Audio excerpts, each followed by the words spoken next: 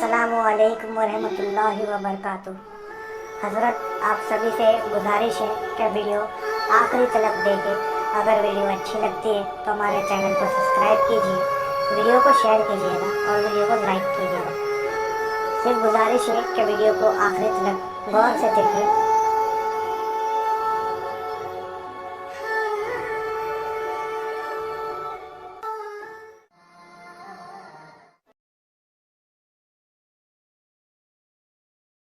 आसान नहीं है कि रोज और दो रोज के जलसे में सरकार गरीब नवाज की जिंदगी और उनके सवाने हयात को अहाता किया जाएगा। यहाँ तक मुमकिन और कोशिश होगा मैं उनका जिक्र करूँगा, लिहाजा मैं तवहीद को ज़्यादा लंबी नहीं कर रहा हूँ। मैं बिल्कुल इन शॉर्ट अपने उन्वान पर आते हुए आपको बताना चाहता हूँ और तारीख के हवाले से आपके गोशेगुजार की बात कर देना चाहता हूँ कि हिंदुस्तान में सिलसिले चिश्त का एहसान सबसे ज़्यादा है। ये तो हिंदुस्तान की जमीन पर सिलसिला कादरिया भी है, नक्शबंदिया भी है, सोहरवर्दिया भी है, लेकिन सिलसिले चिश्तिया का जो एहसान मुसलमानान हिंद पर है वो एहसान सबसे ज्यादा बुलंद वाला है। आप जब सुनते हैं सिलसिले चिश्त तो इसकी वजह तस्मिया क्या है? ये चिश्ती हम जब इस्तेमाल करते हैं इस सिलसिले के बुजुर्गों के नाम के बाद, तो इसका सबब क्या है? आखिर ख्वाजा मोइनुद्दीन चिश्ती क्यों कहते हैं, ख्वाजा उस्मान चिश्ती क्यों कहते हैं, निजामुद्दीन चिश्ती क्यों कहते हैं, नसरुद्दीन चिश्ती क्यों कहते हैं? इस सिलसिला चिश्तिया के जो बुजुर्गान दीन है, ये चिश्ती जो कहलाए इसकी वजह क्या है, इसका सबब क्या है? मैं तारीख के हवाले से बताऊं कि इस सिलसिले में एक बुजुर्ग आते हैं जो अपने वक्त के इमाम, अपने वक्त के ज़ोद और तक़वा के पेशवा, अपने वक्त के शेखुल मशाइख बेकरार तारीख इस्लाम के शेख उलूम मुमशाद रहमतुल्लाह ताला अलैह। और इससे पहले के अगर बुजुर्गों का आप जायजा लेंगे तो हज़रत इब्राहिम बिन अदहम इस सिलसिले में है, ख्वाजा हसन बसरी की हैसियत में बड़ी बड़ी जलील वक़्र शख्सियात हैं। लेकिन मैं जिक्र वहां से शुरू कर रहा हूँ कि हज़रत शेख उलूम मुमशाद रहमतुल्लाह ताला अलैह अपने वक्त के बहुत बड़े वली कामिल थे। बगदाद में इनका क़याम है और ये जमाना वही है कि जिस जमाने में सरकार गौसे आजम किसी शख्स से जलवा में होने वाली है। सरकार गौस से कुछ पहले का जमाना, अपने वक्त के ज़ोद और तक़वा के इमाम माने जाते थे हज़रत शेख उलूम मुमशाद रहमतुल्लाह ताला अलैह। उनकी बारगाह में निशापुर का एक नौजवान आदमी होता है और निशापुर का ये नौजवान जो आ रहा है ये अपने वक्त का इमाम वक्त है, आलिम दीन है, आलिम बाअमल है, मुत्तकी और परहेज़गार है, उलूम हदीस उलूम फ़िक़ह में महारत ताम्मा रखता है। जब बारगाह शेख हज़रत उलूम मुमशाद की खिदमत में पहुंचता है, अर्ज़ करता है कि हुज़ूर इल्म ज़ाहिर को मैंने हासिल कर लिया, इल्म बातिन के उसूल के लिए आपकी बारगाह में हाजिर हुआ। इल्म की आगाही और उसकी गहराई की हकीकत शनासी के लिए मैं आपकी खिदमत में हाजिर हुआ। मैं आपकी गुलामी में आना चाहता हूँ, आप मुझे मुरीद फरमाइए। हज़रत शेख उलूम मुमशाद रहमतुल्लाह अलैह ने मुरीद फरमाया उस नौजवान को जो निशापुर का नौजवान था, और फिर उसके बाद इरशाद फरमाया कि नौजवान तुम्हारा नाम क्या है? उन्होंने कहा हुज़ूर मेरा नाम अबू इसाक शामी है, इसलिए कि मैं मुल्क शाम में पैदा हुआ जिसको आप सीरिया कहते हैं। मुल्क शाम मेरी पैदाइश है, उसकी निस्बत से मैं अपने नाम के आगे अबू इसाक शामी लगाता हूँ। हज़रत ने इरशाद फरमाया कि हेरात के शहर चिश्त की हमने कुदबियत तो अता की, हेरात के शहर चिश्त की तरफ कूच करो और वहाँ पे कुदबियत की जिम्मेदारी को संभालो, और उस शहर की चूंकि हमने उन्हें कुदबियत अता की, वहाँ की विलायत अता की, लिहाजा उस गांव और उस कस्बे की मुनासिबत से आज से तुम्हारा नाम अबू इसाक शामी नहीं बल्कि अबू इसाक चिश्ती होगा। चिश्त ये हिरात का शहर है और हिरात का पुराना नाम है। अब ये शहर अफगानिस्तान में शामिल हो चुका है, इस वक्त ये अफगानिस्तान में आता है। उसका कस्बा है चिश्त। चुनांचे वहाँ की कुदबियत मिली, लिहाजा हज़रत अबू इसाक रहमतुल्लाह ताला अलैह वहाँ से चिश्ती मशहूर हुए। अब इस सिलसिले में जितने बुजुर्गान दीन बाद में आते रहे सब अपने आगे नाम की निस्बत में चिश्ती लगाते हैं। यह चिश्ती होने की निस्बत। حضرت خواجہ ابو اسحاق شامی رحمۃ اللہ علیہ کے بعد ان کے خلیفہ اور ان کے مرید حضرت ابو احمد ابدالی رحمۃ اللہ تعالیٰ. ابھی سب ایک ایک کے حالات میں بتاؤں گا تو کافی وقت لگ جائے گا. میں صرف 3 شخصیات کا ذکر کروں گا اور اس کے بعد میں خواجہ رضی نواز پر آ جاؤں گا. اگر ایک ایک شخصیت کا میں بات کروں تو مجھے لگتا ہے کہ پھر بیان کرنے کی ضرورت پڑے گی. تو پھر یہ سلسلہ چشتیہ کے بزرگوں کے لیے ہمیں جیسے محرم میں 10 روز تقریر کرتے ہیں اس کے لیے بھی شاید 10 دن لگ جائے کیونکہ اس بارے میں اپنے معلومات ہیں. کتابوں کی یہاں ذخیرے ہے الحمدللہ. شیخ احمد ابدالی کے خلیفہ ہیں حضرت ابو محمد ابدال. یہ سب اپنے وقت کے آفتاب و مہتاب ہیں ولایت اور سب اپنے وقت کے وہ ہیں کہ جن کی تاریخ آپ پڑھیں تو ایک زرعی باب ہے تاریخ اسلام کا. ان کی خدمات اور کل میں انشاءاللہ بتاؤں گا کہ سلسلے چشتیہ کی ہندوستان میں کیا خدمات رہی ہے اور آج اس خدمات کا کتنا مذاق اڑایا جائے گا. اور لوگ غریب نواز کی اس خدمات کے مطابق نہیں ہیں. کچھ لوگ کچھ جماعتیں اور فرقے کل میں انشاءاللہ دکھاؤں گا آپ کو. حضرت شیخ ابو محمد ابدال کے خلیفہ آتے حضرت خواجہ نصیر الدین چشتی رحمۃ اللہ تعالیٰ اور پھر ان کے خلیفہ حضرت خواجہ مودود چشتی رحمۃ اللہ تعالیٰ. نشاپور کا شہر ہے جہاں پر حضرت امام مسلم کی پیدائش ہوئی جو علم حدیث کے اپنے وقت کے امام تھے اور صحیح ستہ میں بخاری کے بعد جن کی کتاب مسلم سب سے مستند ترین کتاب مانی جاتی ہے. اسی شہر نشاپور میں حضرت خواجہ عثمان ہارونی اس شہر کے ایک محلے جس کا نام ہارون ہے اس ہارون علاقے میں پیدا ہوتے ہیں. اس نسبت سے آپ کے نام کے آگے خواجہ عثمان ہارون چشتی نسبت لگائی جائے. 536 ہجری میں حضرت خواجہ عثمان ہارونی کی ولادت نشاپور. خواجہ عثمان ہارونی اپنے وقت کے ولی کامل تھے اور سیار الاولیاء جو حضرت سیدنا محمد بن مبارک رحمۃ اللہ تعالیٰ علیہ کی کتاب یہاں رکھی ہوئی ہے جس کے لکھنے والے حضرت سیار الاولیاء جس کے لکھنے والے حضرت خواجہ نظام الدین اولیاء کے خلیفہ حضرت سید محمد ابن مبارک کرمانی رحمۃ اللہ تعالیٰ نے وہ اپنی کتاب میں فرماتے ہیں کہ حضرت خواجہ عثمان ہارونی کا عالم یہ تھا کہ 16 سال کی عمر میں تمام علوم آپ نے پورے مکمل فرما لیے. 16 سال میں آپ اپنے وقت کے جلیل و قدر امام بن چکے تھے. جلیل و قدر عالم دین آپ ہو چکے تھے. فارغ و تحصیل ہو چکے تھے. علم حدیث علم فقہ اصول حدیث اور اس وقت کے جتنے مروجہ علوم تھے تب حضرت خواجہ عثمان ہارونی 16 سال میں مکمل فرمائے. زہد و تقوی کا یہ عالم تھا حضرت خواجہ عثمان ہارونی رحمۃ اللہ تعالیٰ علیہ کا کہ روزانہ ایک قرآن عظیم ختم فرمایا تھا.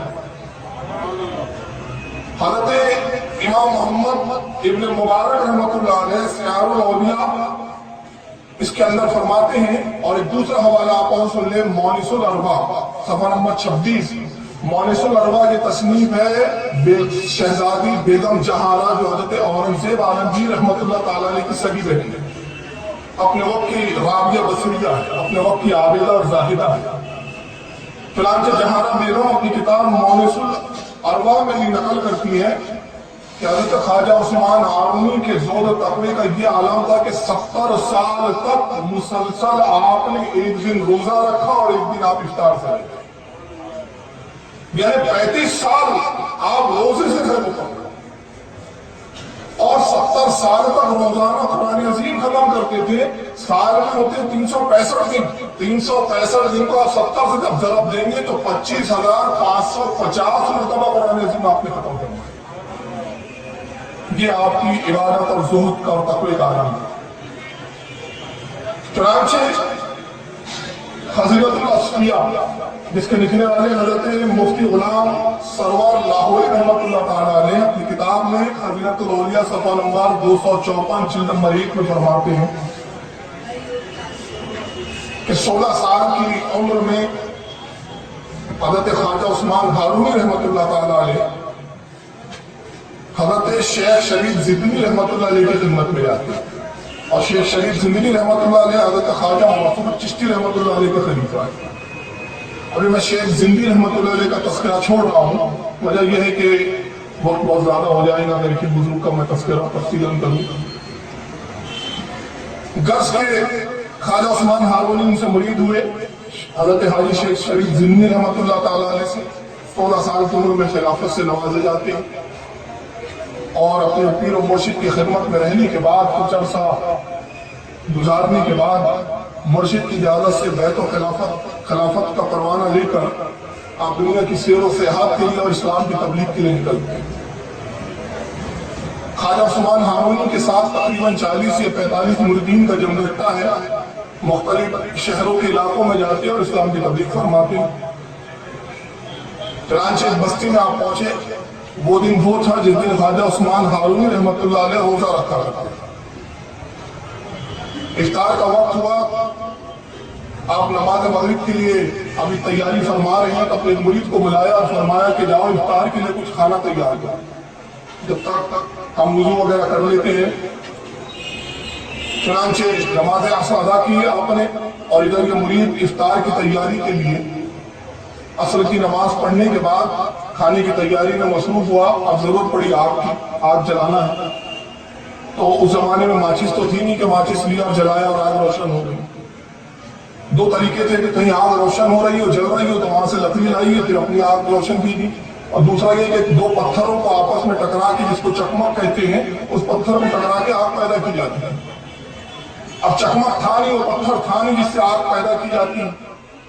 چنانچہ یہ مرید آگ کی تلاش میں نکلتا ہے اور جب بہت دور جنگل کے آگے نکلا تو ایک آبادی نظر آئی، دیکھا آگ کے شعلے بلند ہو رہے ہیں، آبادی میں داخل ہوا اور جب معلوم ہوا تو پتہ چلا کہ یہاں ایک بہت بڑا آتش کدہ ہے اور تقریباً 40,000 کی آبادی ہے جو آتش پرست ہے، آگ کی پوجا کرتی ہے۔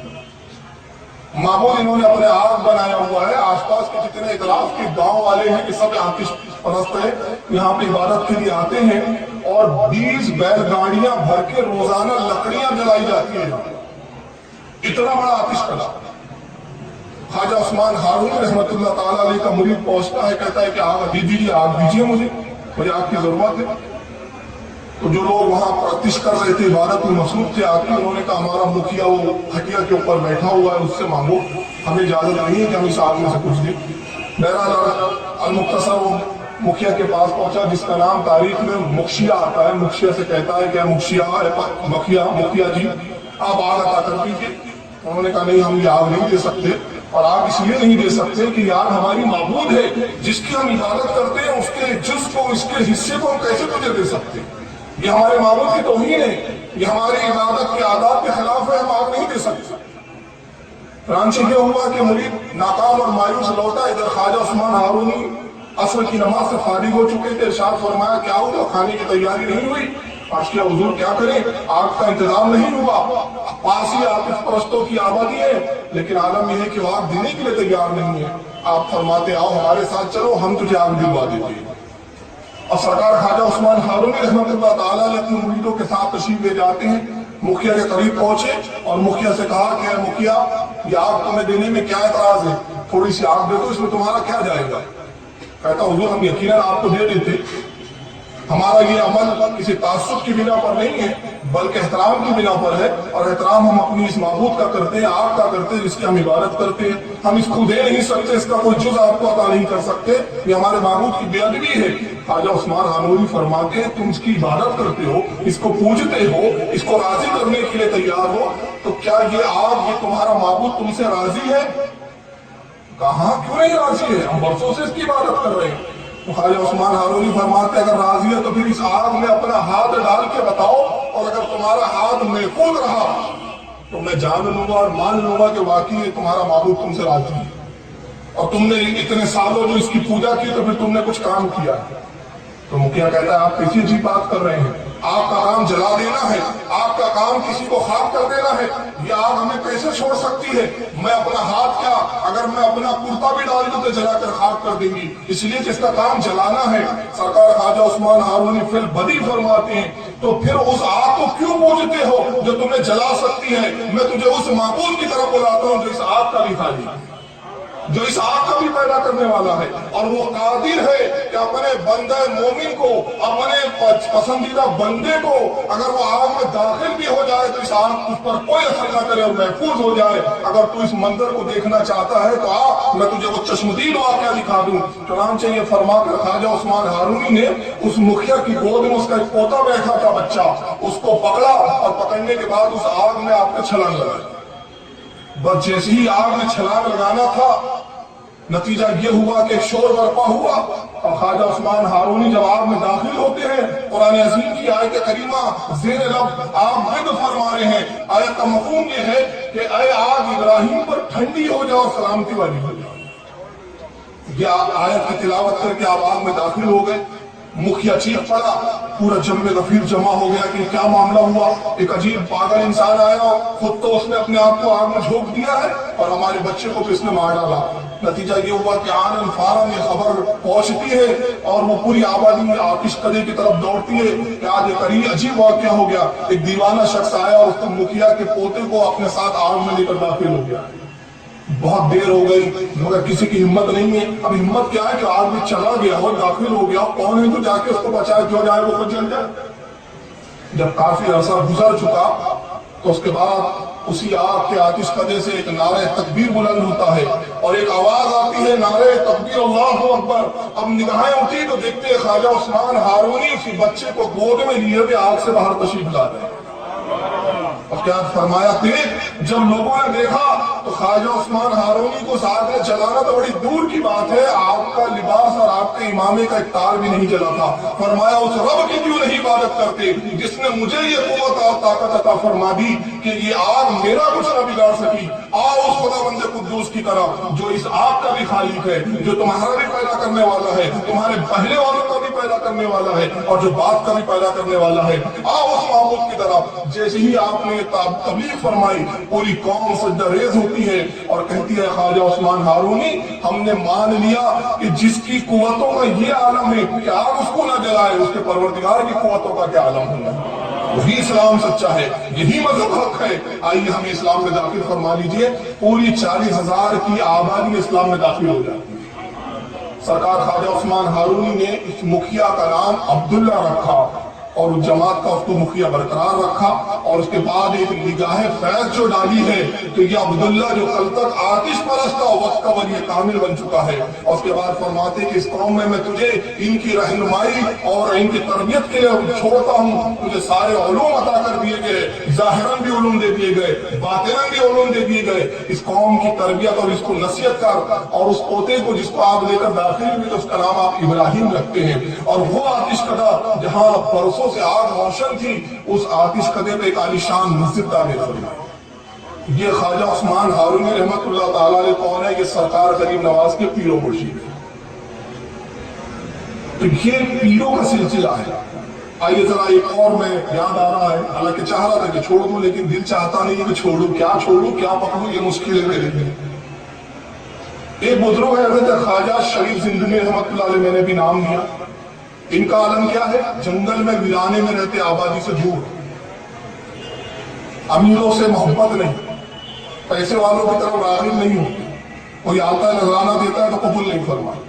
سادگی زندگی ہے، دن میں روزہ رکھتے، رات میں عبادت کرتے۔ حاجی شریف زندگی رحمت اللہ تعالیٰ وقت کا ایک امیر قبیر شخص حاضر بارگاہ ہوتا ہے، ساتھ میں علماءوں کا جمع غفیر ہے، دست بوسی کی، اور اس کے بعد سونے اور چاندی کے سکوں کی تھیلیاں حضرت کی طرف بڑھاتا ہے۔ حضور یہ میری طرف سے نظر قبول فرمائی۔ ارشاد فرمایا کیا ہے؟ کہا حضور یہ حقیر سا تحفہ ہے۔ کہا تحفہ تو ہے لیکن اس میں ہے کیا؟ کہا حضور اس میں سونے کے سکے ہیں۔ حضرت حاجی شریف زندگی رحمت اللہ علیہ فرماتے کیا تجھے درویشوں سے نفرت ہے یا ان سے کوئی دشمنی ہے؟ کہا حضرت میں آپ کا مطلب نہیں سمجھا۔ فرمایا دنیا اور دولت درویشوں کے لیے دشمن کی مانی ہے، یہ درویش کو تباہ و برباد کر دیتی ہے۔ جا اس دولت کو لے جا، یہ دولت کی ہمیں کوئی حاجت نہیں۔ آپ نے تو قبول کرنا چاہیے۔ آپ نے فرمایا کہ ہمیں اس کی ضرورت نہیں۔ پھر اصرار کیا، آپ انکار فرماتے رہے، اصرار بڑھتا رہا، انکار فرماتے رہے۔ हाजी शरीफ जिंदगी रहमतुल्लाह ताला अलैह आबादी से दूर जंगल में रहा करते थे, आबादी नहीं है वहां पर।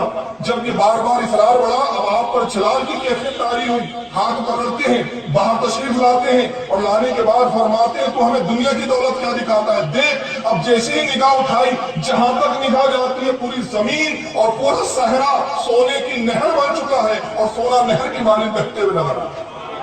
कहते अल्लाह ने हमारी ठोकरों में वो ताकत दे दी है, हम जमीन पे ठोकर मार दे तो वो सोना बन जाती है। ये दौलत तो हमें क्या दिखा रहा है। वो माफी मांगता है और उसके बाद कहता है हुजूर मुझे अपनी तरह बना लीजिए। अब करके दुनिया करके हजरत की गुलामी में आता है। हाजी शरीफ जिंदगी रहमतुल्लाह अलैह पीरो मुर्शिद ख्वाजा उस्मान हारूनी के यानी गरीब नवाज के दादा पीर, तो जिसका दादा पीर के, जिसका पीरो मुर्शिद इतने बुलंद पाए का, और हजरत इब्राहिम इब्ने अदम जो दादा लक्कर दादा पीर है, उनका जिक्र करूं तो बहुत वक्त लगेगा। मैं समझता हूँ 4 से 5 मजलिसें चाहिए इब्राहिम इब्ने अदम के लिए।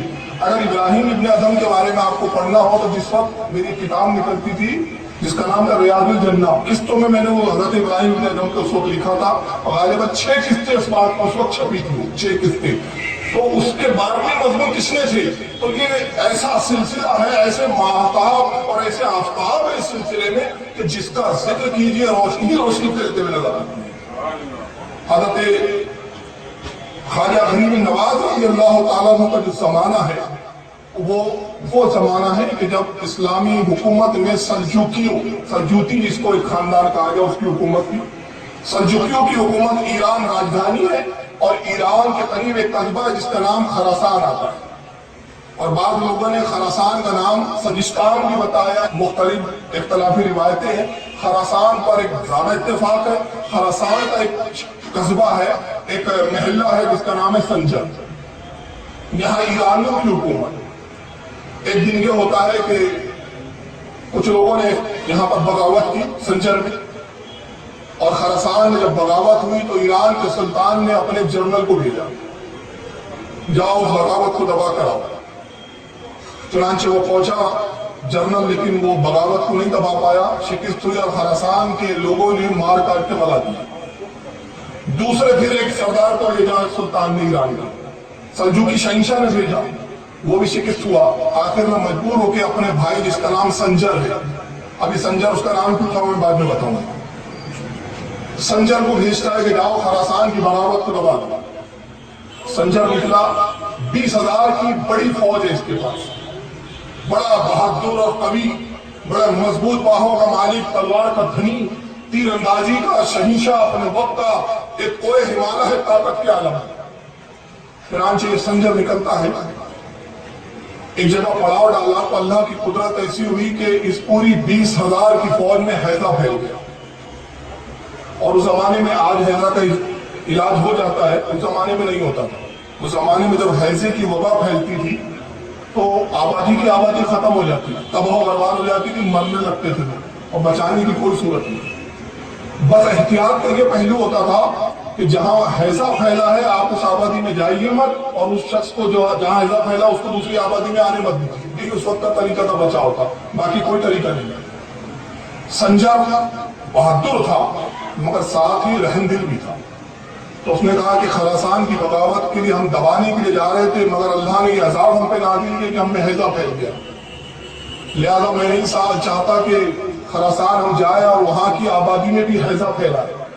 बस इस जंगल और वीराने में कयाम करो और यहीं पर अपनी मौत का इंतजार करो। अगर हम किसी को बचा नहीं सकते तो किसी को मारना भी नहीं चाहिए। हाँ, किसी आबादी में नहीं जाए।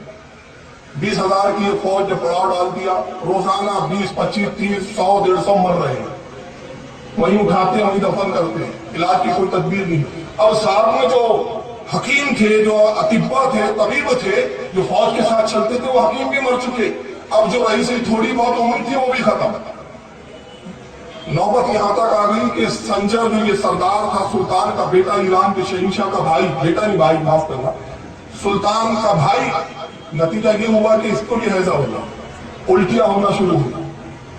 तभी कुछ दूर पर एक गर्दोबार उगता हुआ नजर आता है।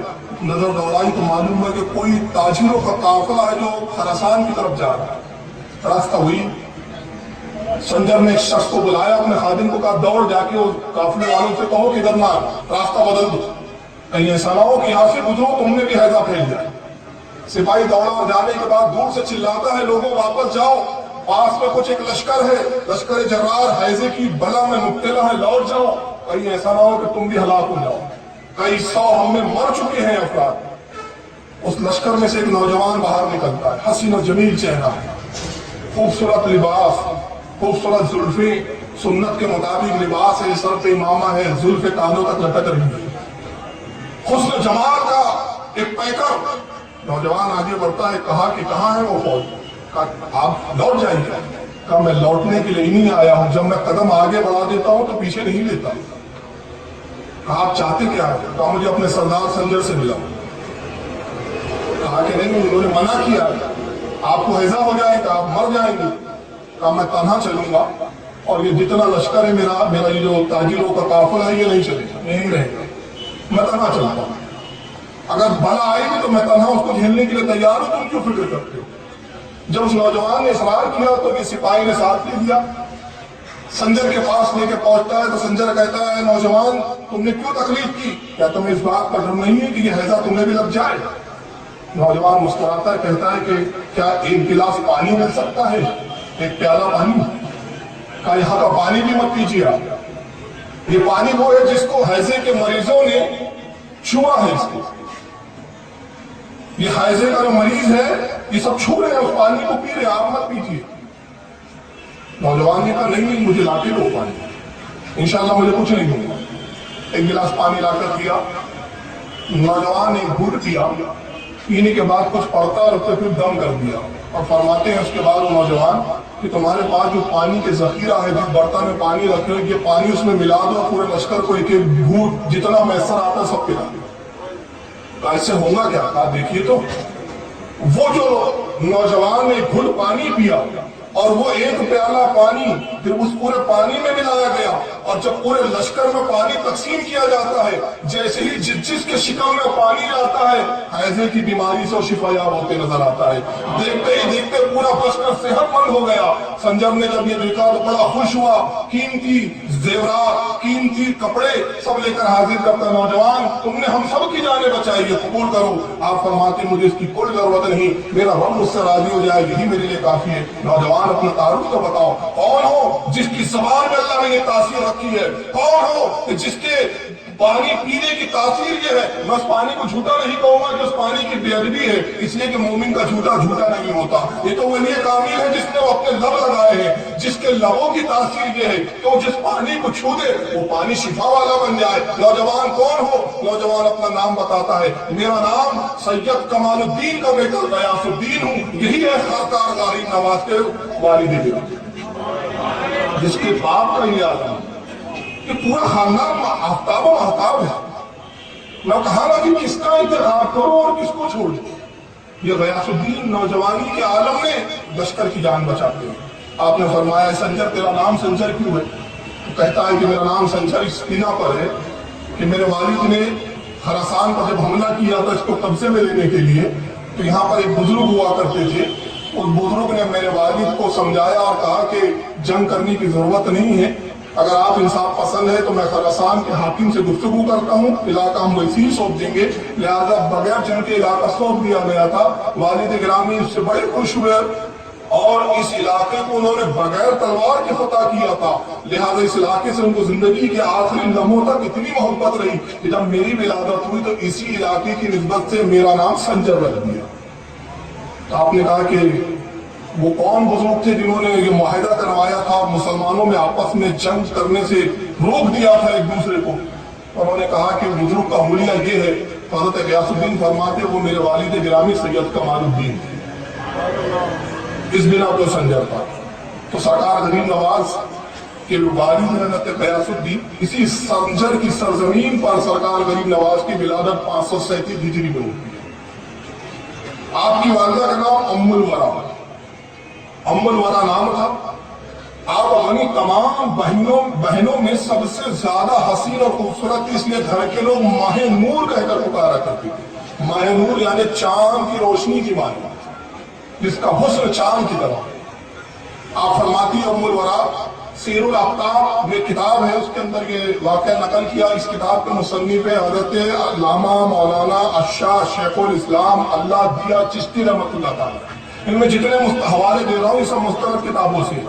تو یہ اس کتاب میں فرماتے ہیں ام الورا حضرت خواجہ معین الدین چشتی رحمۃ اللہ تعالی کی والدہ کا بیان. تو فرماتی جب معین الدین میرے شکم میں آئے تو قسم وحدہ لا شریک کی میں اپنے شکم میں معین الدین کے کلمہ پڑھنے کی آوازوں کو سناتی. یہ پیدائشی مادرزاد عابد و زاہد. دوشنبے کے دن آپ کی ولادت ہوئی، پیر کا دن. اور بڑی عجیب اتفاق ہے یہاں پر، باپ کی طرف سے سلسلہ نسب حضرت امام حسین سے جا کر ملتا ہے. حسین نے باپ کی طرف سے، والدہ کی طرف سے سلسلہ امام حسن سے جا کر ملتا ہے. نجیب الطرفین سید ہے، دونوں طرف سے خاندان سید ہے. اور اتفاق یہ ہے کہ اپنے جد کریم کی سنت ایسی ادا کرتے ہیں. 13 رجب تاریخ ہے ولادت مولا کائنات علی مرتضیٰ کی، اور 14 رجب ہے آپ کے شہزادے معین الدین اجمیری. اپنے باپ سے ایک دن بعد پیدا ہوئے.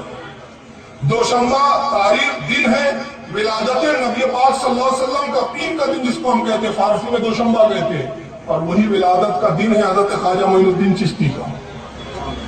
اور رضا اکیڈمی میں اس دن پروگرام ہوا تھا تو میں ایک بات کہہ گیا تھا، دل چاہ رہا ہے کہہ دوں، کیونکہ ہمارے عشق کا مرکز ہے وہ ذات، ہمارے عشق کا مرکز ہے وہ ذات. وہ کون؟ سرکار تاج الاولیاء. سلسلہ چشتیہ کے ہی بزرگ ہے، چشتی سلسلے کی نسبت ہے. سرکار اور تاج الاولیاء نے تو سنت کو ایسا ادا کیا کہ سلسلہ چشتیہ میں شاعری کوئی ایسا بزرگ گزرا. ولادت سرکار تاج الاولیاء کی ہوتی ہے پیر کے دن. نبی پاک کی ولادت بھی پیر کے دن. تاج الاولیاء کی ولادت ہے صبح صادق کا وقت، نبی پاک کی ولادت کا وقت بھی ہے صبح صادق. تاج الاولیاء کا وصال ہوتا ہے پیر کے دن. نبی پاک صلی اللہ علیہ وسلم کی جو ہے وفات بھی ہے وہ پیر کے دن. وصال کا وقت ہے سرکار صلی اللہ علیہ وسلم کا مغرب کا وقت. تاج الاولیاء کا بھی وقت ہے مغرب کا. بس ایک فرق چھوڑ دیا تاج الاولیاء، وہ یہ کہ سرکار صلی اللہ علیہ وسلم کی زندگی کے جتنے ایام ہیں وہ ہے 63 سال غالباً 13 دن، اور تاج الاولیاء کی زندگی کے ایام ہے 63 سال 12 دن. تو اب یہاں حکمت دیکھیے. اب میں نے ایک بار غور کیا اس کو، میں جب پڑھا اور میں سوچ رہا تھا یہ ولادت کے حال میں، میں نے دل میں خیال کیا تاج الاولیاء قربان آپ کے، جب ساری چیزوں میں سنت ادا کی تو یہاں کیوں نہیں کی؟ 63 سال 13 دن کیوں نہیں؟ 12 کیوں؟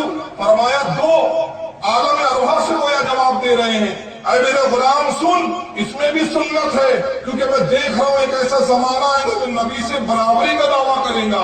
میں ایک دن پہلے اس لیے مثال کر رہا ہوں باقی تو سنتیں ہو جائے اور دن نبی کے برابر نہ ہو، کہ جب میں تاج الاولیاء ہو کے نبی کے برابر نہیں ہو سکتا تو یہ پھٹیچر کا رسول اللہ کے برابر ہے. میں اولیاء کا تاجدار ہو کے نبی کی برابری کرنے کی جرات نہیں کر رہا ہوں. انہیں ہمت کیسے ہوتی کہ نبی کو اپنی طرح کہتے ہیں؟ یہ عشق کی بات ہے. میں نہیں چاہتا اور وہابیوں کو ہضم ہوں گی بھی نہیں اور ان کو ہضم کروانا بھی نہیں. ہم عشق کے بندے ہیں، بات کیوں بڑھائیں؟ اے عشق تیرے صدقے جلنے سے چھٹے سستے، جو آگ بجھا دیں گی وہ آگ لگائیں.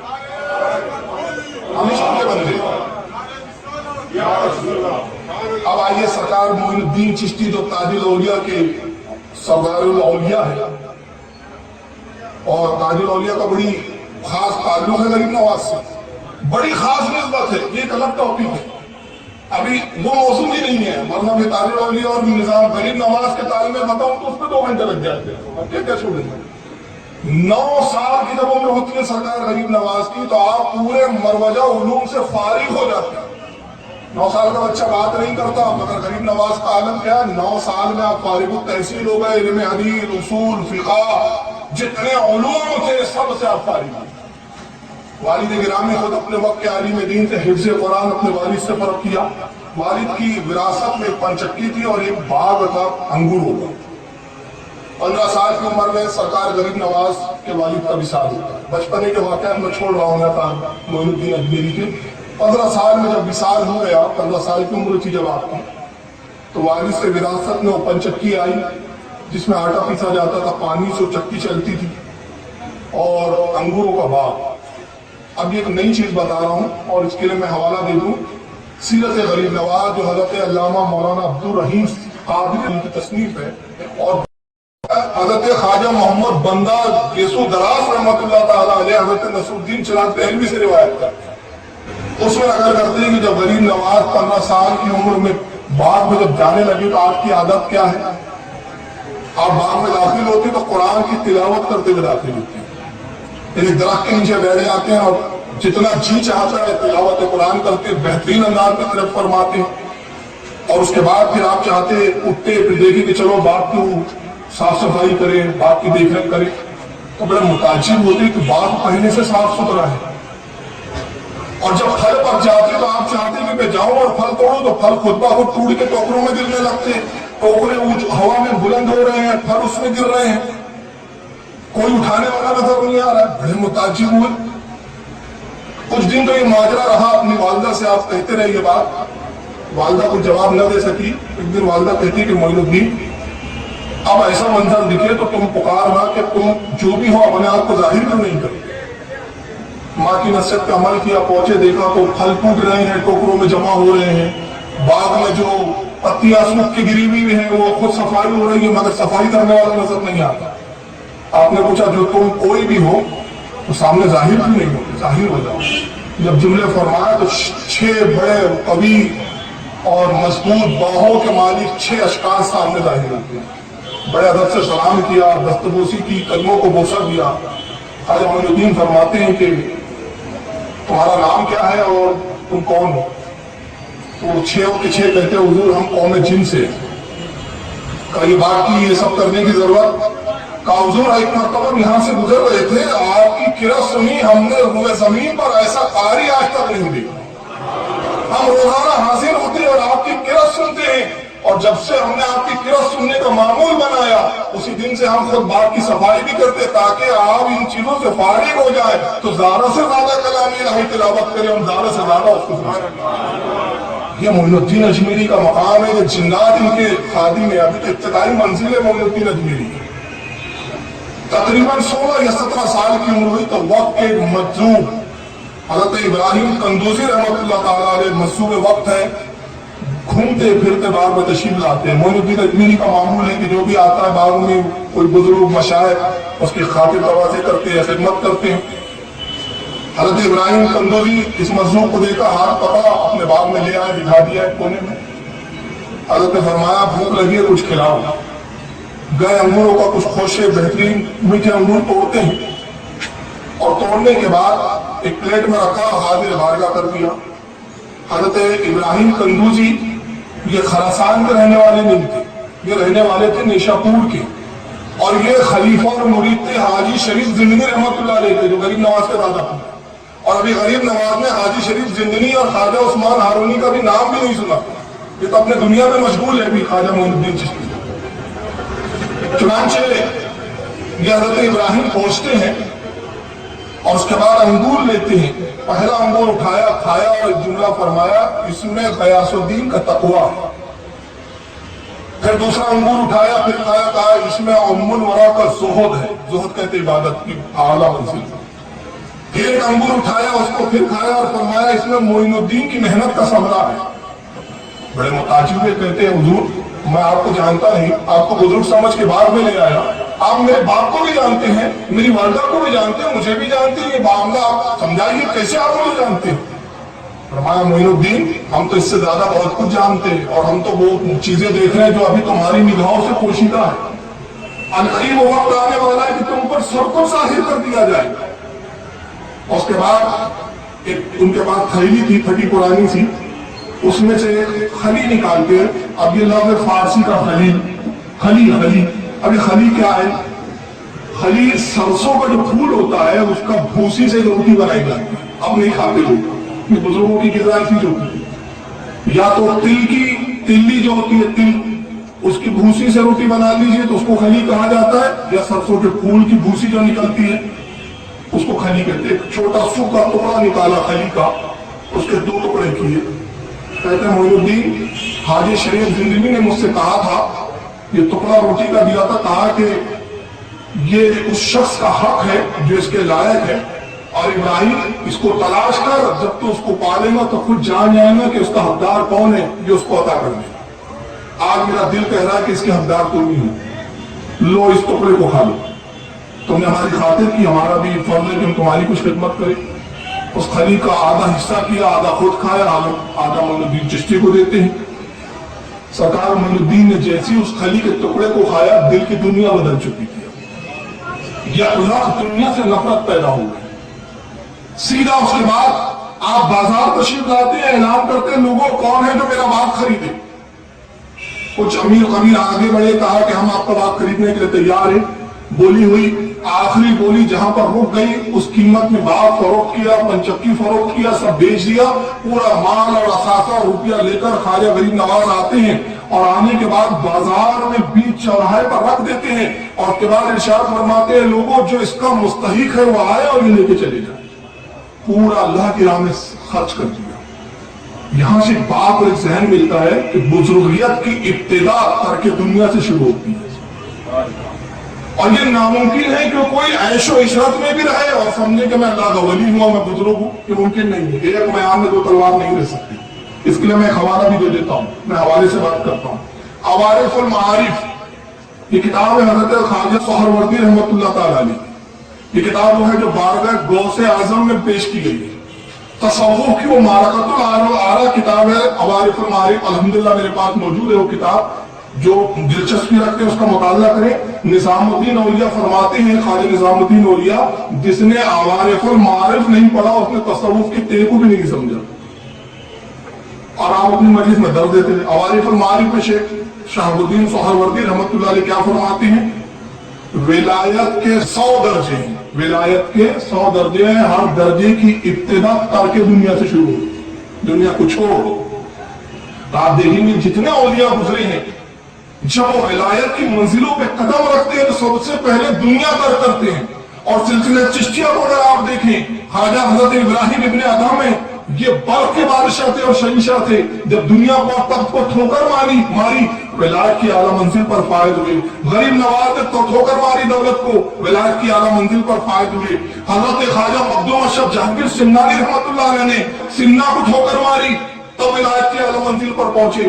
یہ سلسلہ چشتیہ کی کڑی ملے گی کہ اس سلسلے میں اپنے وقت کے تاجدار بھی ہے، اپنے وقت کے شہنشاہ بھی ہے، مگر جب ولایت کی منزلوں پر قدم رکھتے ہیں تو پہلے دولت اور دنیا کو اٹھو کر مارتے لوگ، سب کچھ فروخت کیا۔ اور اس کے بعد آپ خراسان سے نکلتے ہیں۔ جب خراسان سے آپ نکلے، ایک وادی میں آپ عبادت کر رہے ہیں، اور یہ زمانہ وہ ہے حضرت غریب نواز کی عمر 17 سال ہے اس وقت جب آپ نے باغ فروخت کر کے، حضرت غوث اعظم رضی اللہ تعالیٰ عنہ کی ضعیفی کا وقت ہے۔ اور یہاں ایک بات اور بتا دوں کہ سرکار غوث اعظم اور خواجہ معین الدین چشتی رحمۃ اللہ تعالیٰ علیہ رشتے دار ہیں۔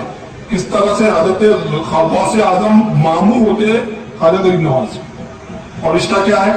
سرکار غریب نواز کی والدہ ام الورا سگی چچزاد بہن ہے غوث اعظم، سگی چچزاد بہن، اس نسبت سے ماموں کہ خراسان میں جن دنوں سرکار غریب نواز ریاضت اور مجاہدی کی منزلوں سے گزر رہے تھے، اسی زمانے میں سرکار غوث اعظم نے بغداد میں منبر پر اعلان فرمایا، میرا یہ قدم دنیا کے تمام اولیاء کی گردن پر ہے، میرا یہ قدم تمام اللہ کے ولیوں کی گردنوں پر ہے۔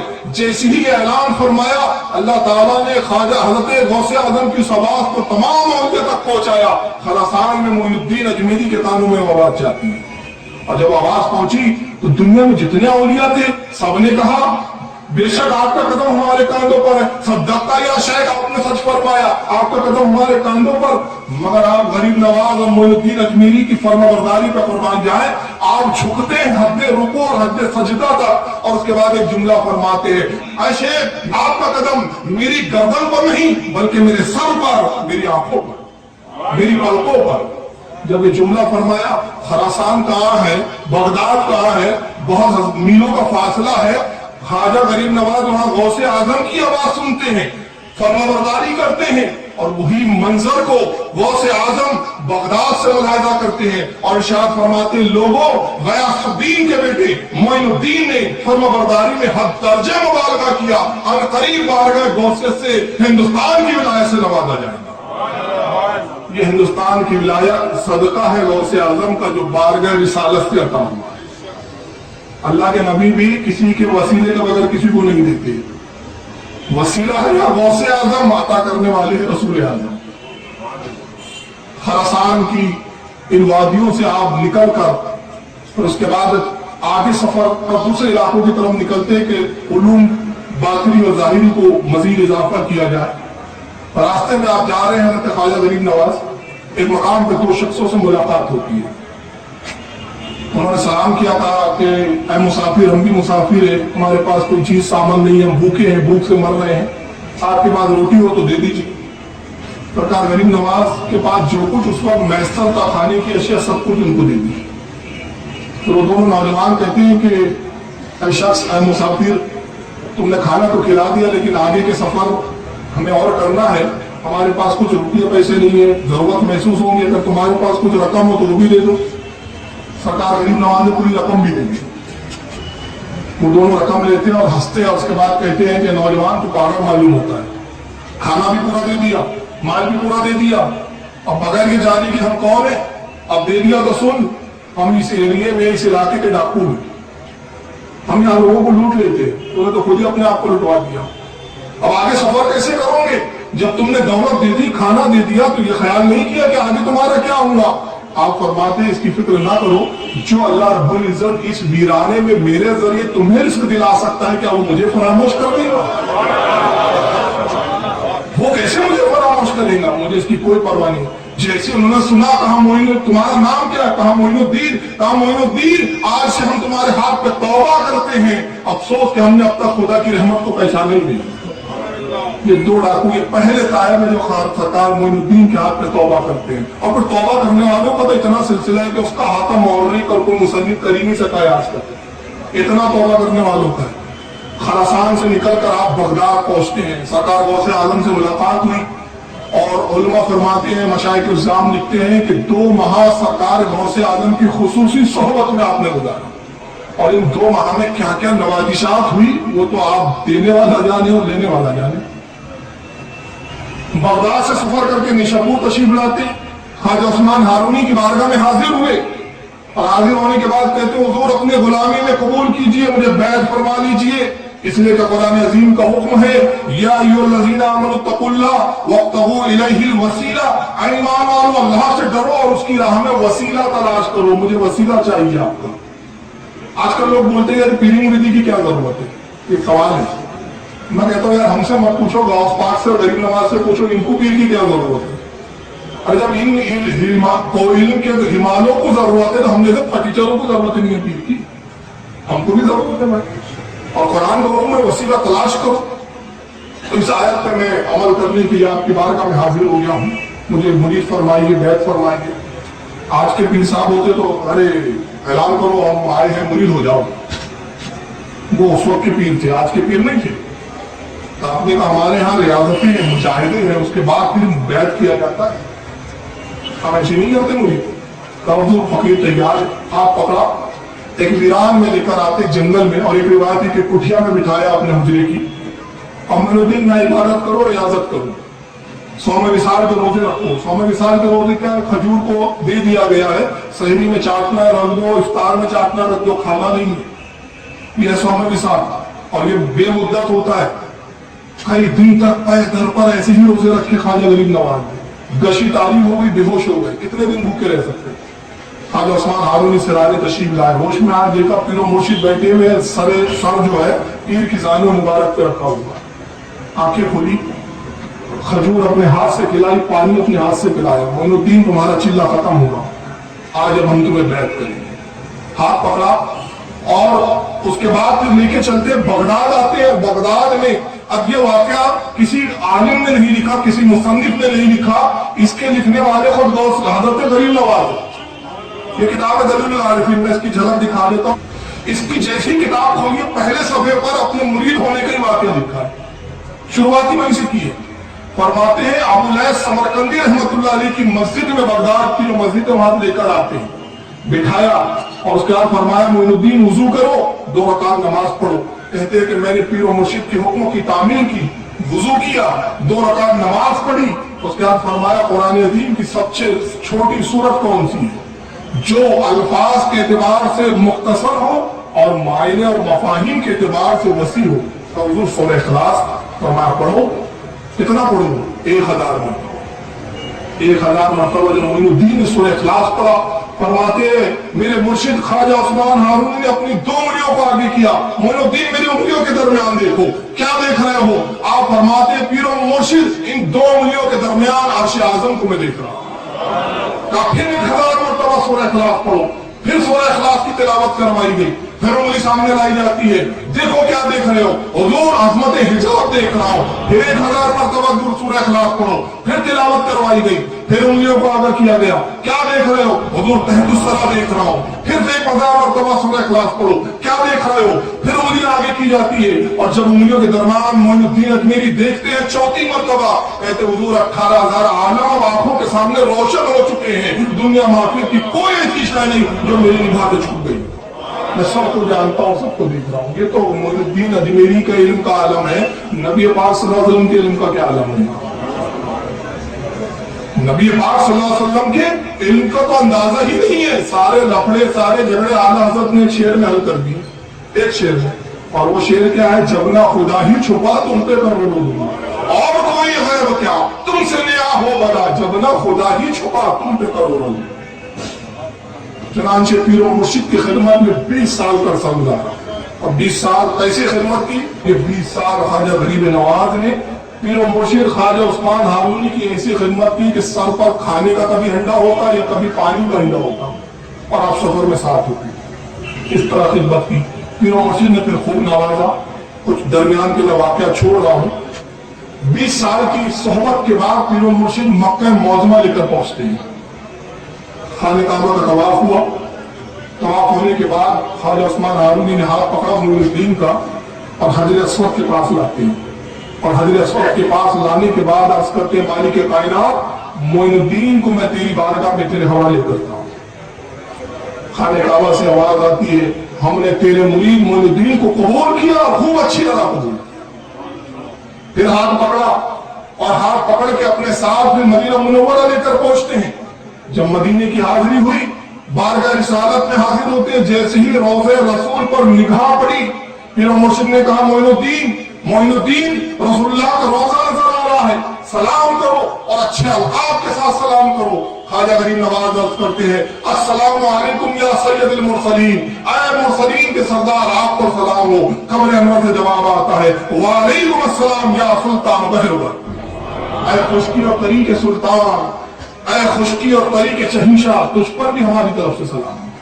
अब यहाँ पर एक जुमला बड़ा तारीफी जुमला है और वो जब जुमला मैंने पढ़ा, बख्तियार काकी ने जो नकल किया जिस जज्ब और कैफ के साथ और जिस सुरूर के साथ, तो मैं उस पर एक नुक्ता मेरे सब जहन में आया, वो अर्ज कर देता हूँ।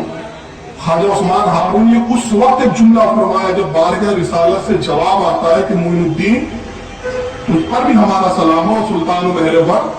उस वक्त ख्वाजा उस्मान हारून फरमाते मोइनुद्दीन आज तो दर्जा कमाल को पहुंचा है। क्या जुमला है? गौर करें आप। आज तू दर्जा कमाल, जो कमाल का आखिरी दर्जा होता है, आज तू पहुंचा है। ये तो 20 साल बाद का वाकया है। मैं ताज्जुब में पड़ गया जब इब्तिदाई मुलाकात थी, 18,000 आलम रोशन थे, तो दर्जे कमाल पर जब पहुंचे तो क्या क्या रोशन था?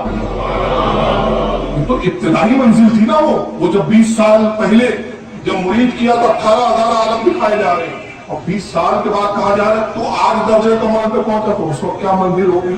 उसी वक्त बारगाह रिसालत से हुक्म होता है मोइनुद्दीन हिंदुस्तान की विलायत तुम्हें अता की जाती है। हिंदुस्तान जो कुफरिस्तान है, हिंदुस्तान जहां कुफ्र शिर्क हो रहा है, वहां जाओ और अल्लाह के बंदों को अल्लाह की तरफ बुलाओ, इस्लाम की तरफ बुलाओ, तबलीग करो और उन्हें इस्लाम की तरफ राग़िब करके उनको जन्नत के रास्ते पर गामज़न करो। अब यहाँ से हुक्म रसूल लेकर ख्वाजा गरीब नवाज आते तो फौरन हिंदुस्तान को नहीं पहुंच गए। हुक्म रसूल के बाद अजमेर आने तक का ये दरमियानी अरसा 7 साल का अरसा है। 7 साल लग गए। अब इन 7 सालों में कहाँ क्या क्या हुआ? 7 साल में आप मुल्तान में सफर करते हैं, बुखारा जाते हैं, समरकंद जाते हैं, यहाँ के उलमा से इल्म हासिल करते हैं और फिर हिंदुस्तानी जबान को आप सीखते हैं अफगानिस्तान में। क्योंकि यहाँ की जबान संस्कृत थी उस वक्त, और मुसलमानों की जबान या तो फारसी, पर्शियन या अरबी होती थी। तो यहाँ के तो नहीं समझेंगे। सरकार गरीब नवाज ने अफगानिस्तान आके फिर हिंदुस्तानी जबान को सीखा।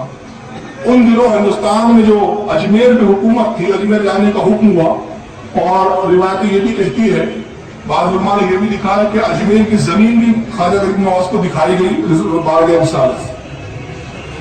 चुनांचे वहां से जब आप निकलते हैं, उस वक्त अजमेर की जो हुकूमत थी वो पृथ्वीराज चौहान की थी, आप जानते हैं। लेकिन मैं चंद वो बातें अर्ज करना चाहूंगा जो शायद आपने नहीं सुनी है। बहुत की चीजें तो बहुत सारी सुनते रहते हैं उलमा किराम से। मेरी कोशिश होती है कि मैं नए गोशे लाऊं और नई चीजें, नई तहकीक के सामने रखूं। पृथ्वीराज की माँ थी, वो अपने वक्त की बहुत बड़ी काहिना थी, बहुत बड़ी जादूगर थी, इल्म नजूम पे महारत थी। उसने इल्म नजूम के बल पे जान लिया था कि एक फकीर हिंदुस्तान में आएगा और वो मेरे बेटे पृथ्वीराज चौहान की हुकूमत की ईंट से ईंट बजा दे। चुनांचे एक दिन वो सो रही थी, हड़बड़ा के ख्वाब से बेदार होती है। पृथ्वीराज को बुलवाया गया, कहती बेटा मैंने एक बड़ा भयानक सपना देखा है, ख्वाब देखा है, फौरन दरबार मुनक्किद करो। दरबार मुनक्किद हुआ। ये महारानी आती है जिसका नाम सविता तारीख में बयान किया, सविता नाम था इसका, पृथ्वीराज की माँ। महारानी आती है, आने के बाद उसने कहा कि तुम सब जानते हो कि मैं इल्म नजूम की माहिर हूँ, ज्योतिषी विद्या में मुझे कमाल है, और मैंने अपनी ज्योतिष से पता लगाया है कि हिंदुस्तान की तरफ एक फकीर आ रहा है, ये आएगा और ये हमारे मजहब को तबाह बर्बाद कर देगा, मेरे बेटे पृथ्वीराज की हुकूमत की ईंट से ईंट बजा दी जाएगी। लिहाजा मैं चाहती हूँ कि उसको रोका जाए, अपनी अपनी आप तदबीर बयान करो। उसी मीटिंग में अजय पाल एक बहुत बड़ा जादूगर भी बैठा हुआ है। ये जादूगर वो है जो हुकूमत से जिसको नवाजा जाता, तनख्वाह दी जाती। पृथ्वीराज चौहान उसको बड़ा मानता था। एक बहुत बड़ा महंत, एक बहुत बड़ा महात्मा जो इनके नजदीक बहुत बड़ा इनका पुजारी, जिसका नाम राम प्रकाश है, वो भी बैठा हुआ है। चुनांचे सब दरबार में बैठे हुए हैं। तो राम प्रकाश खड़ा होता है, कहता है कि बारानी साहिबा मैं माफी चाहता हूँ, आपने बताया कि एक फकीर आ रहा है, तो एक फकीर हमारी इतनी बड़ी हुकूमत को कैसे तबाह कर सकता है? एक फकीर से डरने की क्या बात है? हमारे 2-4 सिपाही जाएंगे, उसे कत्ल कराएंगे। का खामोश, मुझे नहीं मालूम उस फकीर में कितनी रूहानी कुव्वतें हैं। अगर पृथ्वीराज की पूरी फौज भी इसके मुकाबले में आ जाए तो उस पर गालिब नहीं आ सकता। उसको अगर मारा जा सकता है तो सिर्फ धोखाबाजी और फरीब से ही मारा जा सकता है।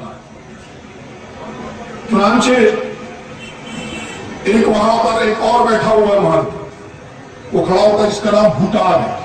भूटान और इलाका तो वहां के भूटान के बहुत बड़े ये जादूगर थे। वो कहता है कि मेरे पास एक विद्या है, ऐसे आर्टिस्ट लाए जाए जो किसी का हुलिया बताए तो तस्वीर बना सकती है। जैसे आज भी होते हैं ना पुलिस डिपार्टमेंट में, ऐसे लोग हुलिया बताता है तो मुजरिम ऐसा था, ऐसा तो बना लेते स्केच करके।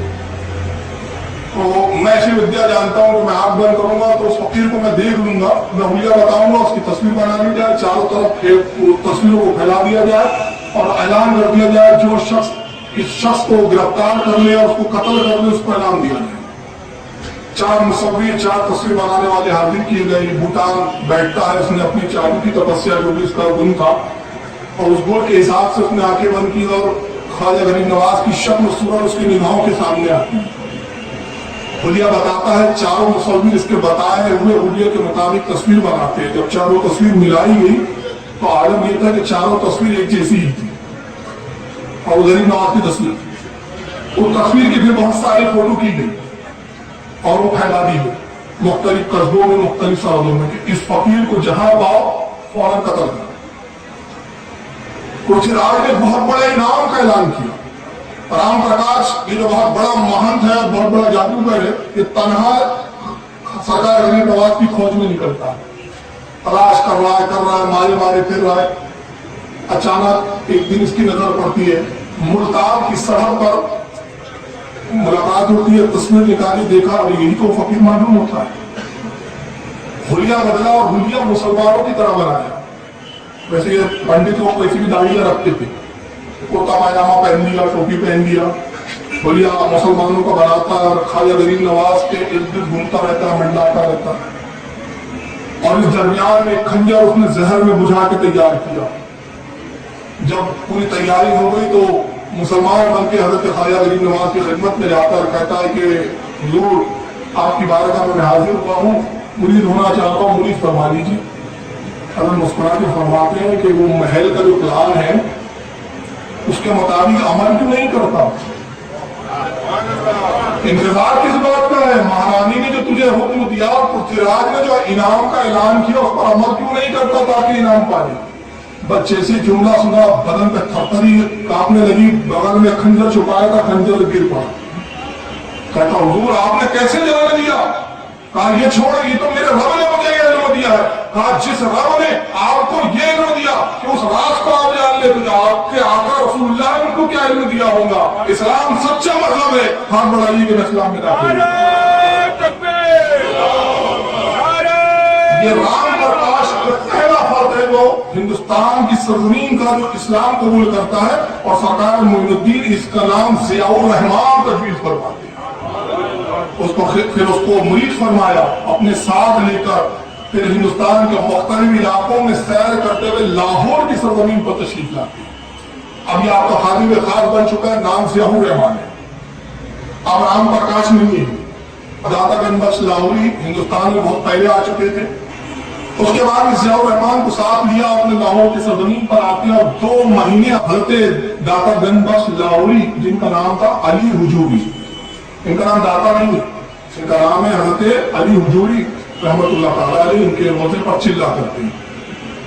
जिस जगह हजरत मोइनुद्दीन ने चिल्ला किया था, आज भी लाहौर की सरजमीन पर वो चिल्ला वैसे ही महफूज रखा गया है, और वहां लोग ज़ियारत करते हैं, फ्यूज बरकत लेते हैं। 2 माह जब चिल्ला कशी से आप फारिग हुए, तो इन 2 माह में क्या चिल्लों में आपको मिला वो दाता गंज बख्श जाने और लेने वाला मोइनुद्दीन जाने।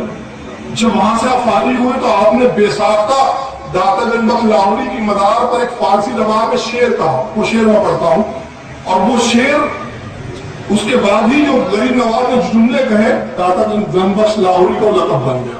वो शेर ये था, आप फरमाते हैं, गंज बख्श फैज़ आलम मज़हर नूरे खुदा।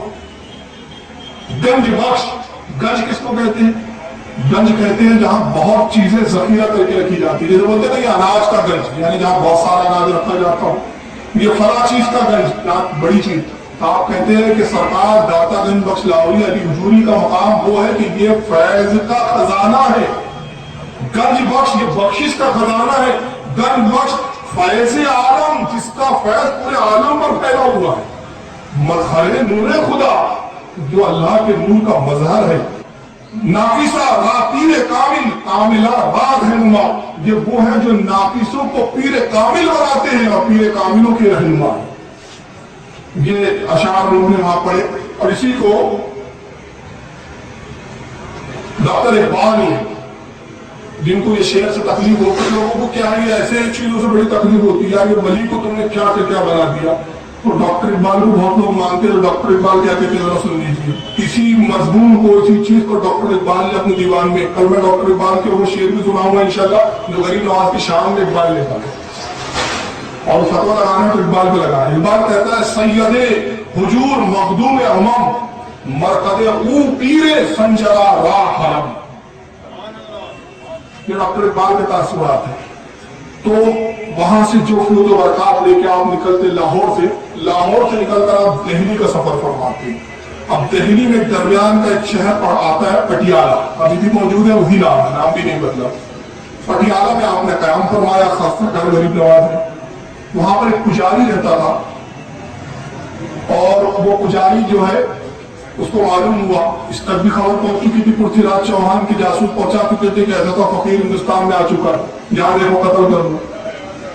वो पुजारी सरकार गरीब नवाज के मुकाबले के लिए निकलता है कि ये शख्स, उसके अपने इल्म से पता चला कि वो फकीर मेरे इलाके में आया पटियाला में, कहा ये आएंगा तो यहाँ मुसलमान बनाएंगा और यहाँ के लोगों को इस हमारे मदद से हटा देंगे। पहुंचा, और पहुंचने के बाद कहता है कि मोइनुद्दीन तुम्हारा ही नाम है? कहा हाँ। का सुना है कि तुम बहुत बड़े फकीर हो और तुम हमारा धर्म परिवर्तन करने आए हो, बदलने आए।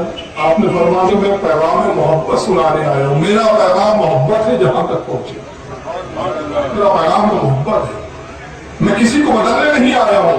तुम मुझे देखो, परखो, और तुम्हारे समझ में आए तो खुद बदल जाओ। तो उसने कहा कि आप पहले मुझसे मुकाबला कीजिए। तो कहा कि किस तरह का मुकाबला? अभी आप पे जाहिर हो जाता है, ये कहकर वो हवा में उड़ा। मैं यहाँ एक बात बताना भूल गया, क्योंकि बहुत सारी चीजें मुझे छोड़नी पड़ रही है, चाह रहा हूँ कि बहुत कुछ समेटूं। साथ में हजरत ख्वाजा बख्तियार काकी इस वक्त आपके साथ है। सरकार गरीब नवाज जब निकले हैं तो साथ में बख्तियार काकी थे, नौजवानी का आलम था, और अभी आप तरबियत याफ्ता थे, तरबियत सीख रहे थे गरीब नवाज की बात में। ये हवा में बुलंद हुआ हजरत बख्तियार काकी, और ये दोनों देख रहे हैं। बख्तियार काकी से फरमाते, बख्तियार कहां तक देख रहे हो? कहा हुजूर वो एक चिड़िया की मानी नजर आ रहा है, इतना हवा में उड़ चुका। आपने फरमाया आप कहां तक गए? कहा हुजूर अब नजर नहीं आ रहा है। फरमान से आवाज दो। उसे आवाज दिया, पुजारी नीचे उतर। वो नीचे आता है। कहा ये दिखा के तू क्या बताना चाहता? तो कहा कि अगर आप में भी कुव्वत है और आपका मजहब सच्चा है तो जितना बुलंद मैं उड़ा हूं इतना बुलंद आप मुझे बताइए। तो सरकार गरीब नवाज मुफ्ता के फरमाते हैं, कुतुबुद्दीन बख्तियार काकी की तरफ, कुतुबुद्दीन इसको पस्ती और बुलंदी सिखा दो, इसे बताओ पस्ती क्या होती है और बुलंदी क्या होती है। अब ये उड़ा, बख्तियार काकी उससे ऊपर उड़ते हैं, इसने फिर कुव्वत लगाई, बख्तियार काकी के बराबर आया, बख्तियार काकी फिर उससे ऊपर। ये जो बढ़ता है आसमान तक पहुंचा और उसकी हद खत्म। बख्तियार काकी फरमाते क्या थक गया? कसम खुदा की मैं मोइनुद्दीन का भी गुलाम हूं और गुलामी की इब्तिदाई मंजिल है, मेरी मंजिल तो अर्श आज़म है, तो यही थक गया है। आज तुझे मैं बुलंदी बताऊं कि बुलंदी कहते किसे है। उसने कहा बख्तियार मैं आजिज आया, नीचे उतरिए, कदमों में गिरता है, कहता है जिसके चेले और जिसके गुलाम की बुलंदी का ये आलम है, उसका आका कितना बुलंद होगा। इस्लाम सच्चा मजहब है, मैं इस्लाम कबूल करता हूं। इस्लाम में दाखिल हो जाता है। अब ये भी साथ हो रहे हैं, मैं तो अकेला ही चला था जानिबे मंजिल, मगर लोग आते गए काफिला बढ़ता गया, तन्हा आए थे मोइनुद्दीन और काफिला बढ़ता जा रहा है। अब एक कसीर जमात होगी, उसके बाद आप इस जमात के साथ जिसमें से और रहमान है, मैं प्रकाश राम क्यों कहूंगी, पुजारी है, बख्तियार काकी है, और रास्ते में जिस इलाके से आप गुजरती हैं इस्लाम की दावत देते हैं, इस्लाम में दाखिल फरमाते हैं। उसी जगह पर एक मकाम आता है पटियाला से आगे समाना, वहां के राजा, अभी बीच के बहुत सारे राजाओं को छोड़ रहा हूं, इनके अपने अपने खेत वाकयात थे। पृथ्वीराज के जासूस जो यहाँ पहुंचे और खबरें पहुंची, इन लोगों ने मोइनुद्दीन अजमेरी अलैहिर्रहमा के साथ क्या क्या शुरू किया। अब इतनी तफसीलात नहीं है, बस एक सुना देता हूँ। समाना का एक राजा जिसका नाम है पुरुषोत्तम, हिंदी वर्ड है, थोड़ा जबान पे मतलब प्रोनाउंस बराबर नहीं आ पाऊंगा, आप समझ लीजिए। पुरुषोत्तम ये राजा का नाम। इसके बाद में तस्वीर पृथ्वीराज की भेजी, जासूस घूम रहे हैं, जासूस ने खबर दी महाराज वो फकीर तो हमारे एरिया में आ गया। कहा मैंने सुना है कि प्रकाश राम ने इस्लाम कबूल कर लिया। वो पटियाला का पुजारी भी इस्लाम में दाखिल हो गया। बड़े बड़े लोग, हमारे बड़े बड़े बहन जो उसके करीब जाता है उसके मजहब को इख्तियार कर लेता है। इससे इतना वो अंदाजा हो गया कि इससे मुकाबला करना इतना आसान नहीं है, लिहाजा इसके लिए कुछ दूसरी तदबीर सोचनी पड़ेगी। सिर्फ उस पर निगरानी रखो।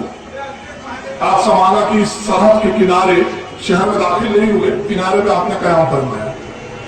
ये पहुंचता है पुरुषोत्तम, महाराजा वहां का समाना था।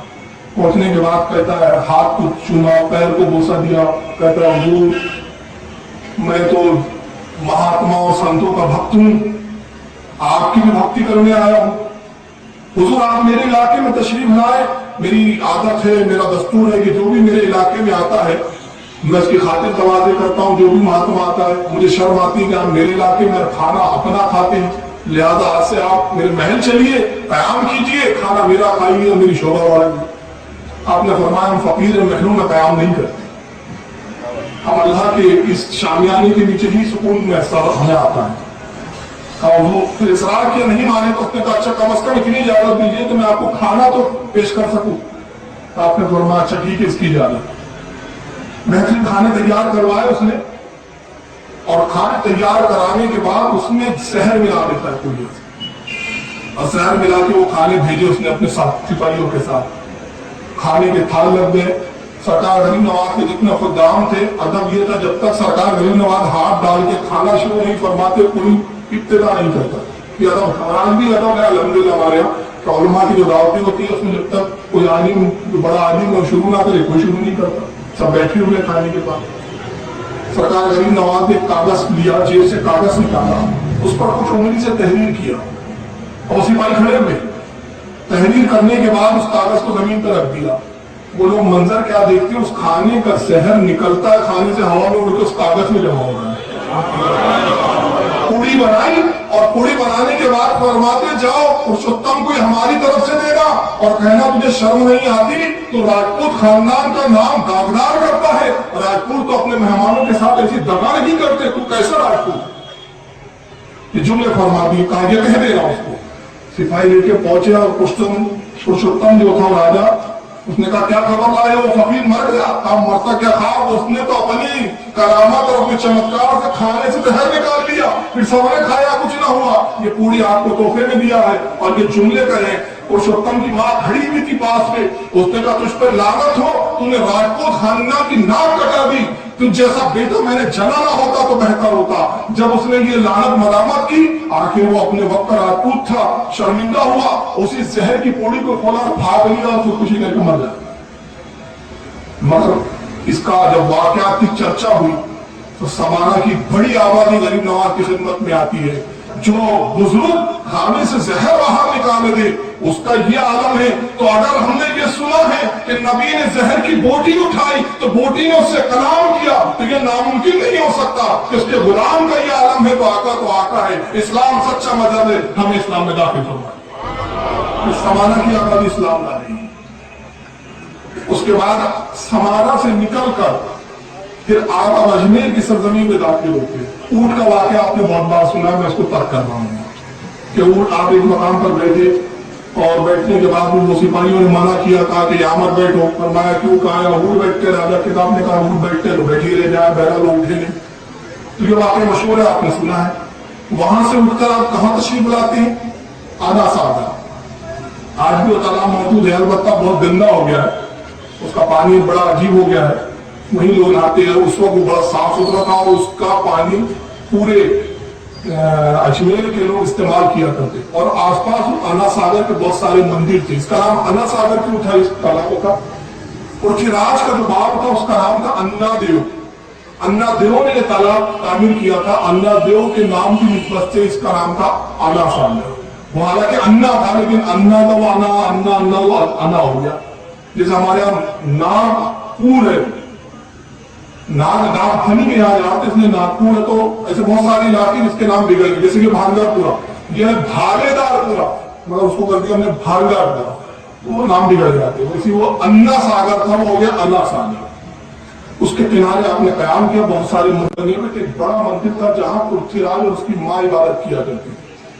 और उस मंदिर का जो पुजारी था बड़ा, उस पुजारी का नाम था रामदेव। यही बड़ा पुजारी, यही पूजा पाठ करता था। सरकार गरीब नवाज ने कयाम किया, रामदेव ने पैगाम पहुंचाया कि फकीर तो अवाना सागर आ गया है, क्या किया जाए महाराजा, क्या हुक्म है, अगर इजाजत हो तो मैं अपना जादू से कुछ जंतर मंतर करूं। तो पृथ्वीराज तक भी खबरें आ रही थी सब क्या हो रहा है। उसने कहा कि अभी ना करो, जब वो फकीर गाफिल हो जाए हमारी तरफ से तब हम हमला करेंगे, अभी वो चौकन्ना है और अभी तुम्हें कुछ करने की जरूरत नहीं है, तुम इंतजार करो। उसने अपने चंद सिपाहियों को भेजे और भेजने के बाद कहता है कि अन्ना सागर पे पहला बिठा दो, उसको पानी न लेने दो। ये वाकया भी सुनिए कि फिर आपने वो लोटे में पानी ले दिया, मैं उसको भी तर्क कर रहा हूँ। ये वाकया मशहूर है, आप सुनते रहते हैं। अब उसके बाद एक मामला क्या होता है, करामत दिखाई आपने, फिर अन्ना सागर का पानी लौटा दिया। मगर इतना सब होने के बाद पृथ्वीराज की अकल नहीं आई ठिकाने। माँ ने समझा पृथ्वीराज उस फकीर की कुव्वत और ताकत को तू भी देख चुका है, मैं भी देख चुकी हूँ, जिसने पूरे अजमेर के पानी को, मौरखीन लिखते हैं कि जब वो पानी अन्ना सागर का लोटे में लिया तो सिर्फ अन्ना सागर का पानी नहीं आया था, पूरे अजमेर के कुएं खुश्क हो गए। बल्कि यहाँ तक लिखा गया है, हज़रत मुफ्ती गुलाम सरवर लाहौरी रहमतुल्लाह अलैह लिखते हैं कि माँ की छातियों के दूध तक सूख चुके थे। यह आलम हो गया जब उसने माफी तलब की, आपने पानी लौटाया। पानी लौटाने के बाद वो जो मामला था उस तरह हुआ। अब मामला क्या होता है वहां पर, वो थोड़ा मैं इशारों में बोल जाऊंगा क्योंकि दूसरे कौम के लोग भी सुनते हैं, आप समझ जाए। जब गरीब नवाज के चाहने वाले वहां मौजूद थे, आसपास मंदिर है, तो बड़े जानवरों को दादा कसरत से खाया करते थे। अब आप समझिए, दादा बोलना नहीं चाहता, उससे हुई उनको तकलीफ, क्योंकि उनके यहाँ उसकी इज्जत और एहतराम थी। तो एक दिन पूरे जितने पुजारी थे मंदिर पे सब जमा हुए, कहा कि महाराज तो हमारे बुद्धिल हो गए पृथ्वीराज साहब, یہ ہمارے دھرم کا بالکل یہاں پہ یہ دیوالیاں نکالنے پہ تلا ہوا یہ فقیر ان چیزوں کو بھی اس کے ماننے والے کھا جاتے ہیں جن کی ہم عبادت کرتے ہیں، پرستش کرتے ہیں اور ہم سے دیکھا نہیں جاتا. ہم تو اب اس پر جو اپنا بس ہے جو ہم کر سکتے کریں. میٹنگ طے ہوئی اور اس کے بعد یہ پورے کے پورے لوگ سرکار غریب نواز کی طرف بڑھتے ہیں حملہ کرنے اور سب اپنے وقت کے چھو منتر والے جادو گھنٹے والے. اس وقت ظہر کی نماز سرکار غریب نواز ادا فرما رہے ہیں. کچھ لوگ نماز سے فارغ ہو چکے ہیں، سنتیں ادا کر رہے ہیں، کچھ سنتوں سے فارغ ہو چکے ہیں. یہ سارے پجاریوں کو آتے ہوئے دیکھا بھگا گئے. اس کے بعد سرکار غریب نواز کی خدمت میں دوڑتے ہوئے آتا ہے انتظار میں کہ حضرت سلام پھیرے تو کہوں کہ حضرت یہ سب پجاری آئے ہوئے نہ جانے کیا کریں. پجاری آئے کہا کہ کہاں ہے وہ تمہارے صوفی بزرگ، اس نے ہمارے دھرم کا ستیہ ناش کر دیا ہے، اس سے کہو کہ یہاں سے جائے اور جگہ تبدیل کرے. تو انہوں نے کہا ٹھہرو ابھی نماز پڑھ رہے ہیں. انہوں نے کہا ہم نہیں جانتے، ابھی فوراً یہاں سے ہٹو، یہاں سے چلو. تو انہوں نے کہا بھائی وہ ابھی نماز سے فارغ ہوں گے، ان سے گفتگو کر لو ہمارے پیر سے. گفتگو ہو رہی تھی، انہوں نے جادو منتر پڑھنے شروع کیے اور ان کی طرف جادو کے وار کرنے شروع کرتے ہیں. نتیجہ یہ ہوا کہ سرکار معین الدین کے بعد مریدین وہیں پر گر کے تڑپنے لگتے ہیں. عجیب عجیب ان کے حالات اور کیفیت طاری ہوئی. ادھر سرکار غریب نواز نے سلام کیا اور وہیں پاس جہاں قیام سے جہاں نماز پڑھ رہے تھے پاس ہی سے آپ ایک مٹھی میں مٹی لیتے ہیں، واقعی ریت لیتے ہیں اور وہ لینے کے بعد آیت الکرسی تلاوت فرماتے ہیں اور اس کو دم کیا اور دم کرنے کے بعد جب ان کی طرف پھینکتے ہیں تو سیر الاقطاب کی مصنف فرماتے ہیں کہ پھینکنا تھا جس پر ریت کا ذرہ بھی لگا وہ پتھر کا مجسم بن کے وہیں ساقی ہو گیا. اور جو بھاگے، جو جان بچا کے بھاگ سکتے تھے وہ بھاگے. پھر ایک جو نگاہ رحمت اپنی مریدین پہ ڈالی تو سب صحیح و سالم. اب یہ بھاگنے والے پہنچتے ہیں اور بھاگنے کے بعد رام دیو کو آواز دیتے ہیں مہاراج غضب ہو گیا، اس نے تو ہمارے لوگوں کو پتھر کے مجسموں میں تبدیل کر دیا. اچھا یہ سلسلہ چشتیہ کی بڑی عجیب کرامت ہے. اگر بات یاد آ رہی ہے تو عرض کرنا چاہتا ہوں. چٹھی آ رہی ہے کہ وقت کی پابندی کیونکہ پرمیشن کا بھی معاملہ ہے ہمارے یہاں. 15 منٹ میں بولوں گا انشاءاللہ پھر کل لکھیں گے. بہرحال بات یاد آ رہی ہے. سلسلہ چشتی کے ایک بزرگ ہے مخدوم اشرف جہانگیر سمنانی، نام تو سنا ہے آپ نے، کچوچا کے بزرگ ہے، اپنے وقت کے غوث اعظم ہے. مخدوم اشرف جہانگیر سمنانی علیہ رحمہ ایک مرتبہ تشریف لے جا رہے ہیں، ساتھ میں آپ کا خادم ہے اور راستے میں ایک سنتراش مورتی بنانا ہے اور بڑی خوبصورت مورتی تراشا ہے اس نے پتھر کا. مرید تو مرید تھے، عشق پہ زور نہیں غالب، یہ وہ آتش ہے جو لگائے نہ لگے، جو بجھائے نہ بجھے. مورتی سے عشق ہو گیا انصاف کو، مرید صاحب کو، اور عشق ہوا تو مورتی کو دیکھنے کھڑے ہو گئے. مخدوم اشرف تو آگے بڑھ گئے، یہ مگن ہے مورتی کو بھولے جا رہے. سرکار مخدوم اشرف سمنانی رحمۃ اللہ تعالیٰ علیہ اپنے خانقاہ میں تشریف لائے. فرمایا وہ مرید کہاں رہ گیا؟ لوگوں نے کہا حضور آپ کے ساتھ تھا. فرمایا دیکھو کیا کر رہا ہے. مجھے دوڑے دیکھا تو یہ صاحب محو حیرت اور اس مورتی کو بھولے جا رہے ہیں. بس دنیا معافی اور سب بھول چکی. ہلایا بلایا ارے چل پیرو مرشد بتا دیں، اس کو نہ ہوش نہ ٹھکانا، ہل رہا بولتا کچھ نہیں. مرید آئے کہا حضور وہ تو عجیب پتھر کا مجسم بن کے کھڑا ہوا، ہوش آواز جاتے رہے. اس مورتی کی جو سنتراش بنا رہا ہے اس کی عشق میں مبتلا ہو گیا. حضرت تشریف لاتے اس کے سینے پہ ہاتھ رکھا تو جیسے ہوش میں آیا. حضور کیا کر رہے ہو؟ کہا حضور کھڑا ہوں سجدے کا، محبت ہے اس سے. کہا حضور محبت تو آپ سے کیا چھپانا، آپ تو دلوں کے بھیت اور دلوں کے حالات جانتے. کہا حقیقی محبت ہے. کہا حضور حقیقی محبت ہے. رکھنا چاہو گے؟ ہاں حضور رکھنا چاہتا. جب مرید نے خواہش ظاہر کی مخدوم اشرف سمنانی ہاتھ پھیراتے اور مورتی میں جان پڑتی اور ایک حسین و جمیل عورت میں تبدیل ہو جاتی. ہاتھ بڑھا، آج سے تیرے نکاح میں دیا، چل خانقاہ میں تیرے نکاح کی تقریب کرے. علماء فرماتے اس سے اولادیں ہوئی مگر اس کی 3 نسل تک اولادوں کا یہ حال رہا کہ ناخن پتھر کے رہتے، باقی پورا جسم انسانوں کا رہتا، تاکہ یہ نشانی رہے کہ یہ اس کی نسل سے ہیں، اس بت کی نسل سے جس کو مخدوم نے اپنی کرامت سے عورت میں تبدیل کیا. یہ سلسلے چشتیہ کے بزرگوں کا عجیب عالم ہے. کبھی پتھروں کو انسان بناتی ہے اور کبھی انسانوں کو پتھر بنا دیتے ہیں. جیسے حالات ہوتے ہیں ویسا معاملہ ہوتا ہے. یہاں غریب نواز ان پتھروں کو، ان انسانوں کو پتھر میں تبدیل کر رہے ہیں اور وہاں مخدوم اشرف پتھر میں جان ڈال کے انسان بنا رہے ہیں. اپنے اپنے وقت کی بات ہے. اس کے بعد رام دیو کے پاس جب دوڑے، رام دیو کو آواز دی، رام دیو महाराज बड़ा गजब हो गया, ऐसा हो गया। रामदेव महाराज आते हैं बड़े चलाल में और मंत्र रामता लेके आ रहे हैं। सरकार गरीब नवाज ने देखा और देखने के बाद निगाह उठाई, फरमाया रामदेव ठहर जा, इतना जज्बाती ना हो, इतना गुस्से में ना। बड़ा नर्म लहजा था, फोटो पे तबस्सुम था। रामदेव वही ठहर गया। खादिम को कहा कि पानी लाओ। खादिम ने पानी लाया, सरकार गरीब नवाज ने पानी पिया और पीने के बाद जो प्याले में बच गया, रामदेव की तरफ बढ़ाते कहते पहले पानी पी ले, उसके बाद फिर जो चाय करना।